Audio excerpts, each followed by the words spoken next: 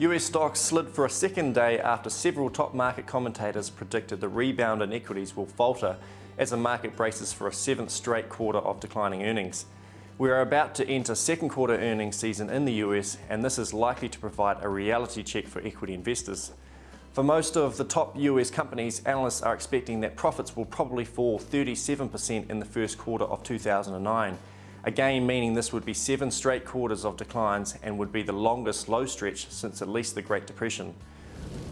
In terms of New Zealand's economic front, yesterday's business opinion survey delivered a disappointing result, overall suggesting the economy continued to struggle over the first 3 months of this year, and with few indications of stabilisation in the near-term outlook.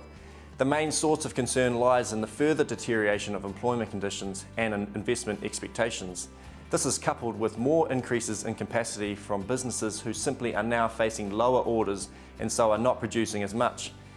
These are likely to have also disappointed the Reserve Bank of New Zealand, which now have to take a closer look at the assumption of a strong recovery in the second half of 2009. Based on the economics, the odds favour a 50 basis point cut on April 30th to the official cash rate, and that is what we think the Reserve Bank should do, accompanied by a commitment to hold rates low for a considerable period. On the back of this weak news, our currency slipped down to the middle 57s against the US dollar. Wholesale interest rates also dropped a tad.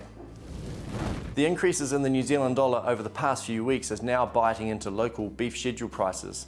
The US beef price still remains firm, but the higher dollar has offset this, although remember the dollar has edged off over recent days. The dollar is going to be a key influencer in beef prices over coming months. Last week I talked about the possibility that the dollar may get out of whack with the usual commodity price cycles and could rise later this year. A high dollar coupled with lower international prices could spell a few issues, so this is something to watch closely over coming months.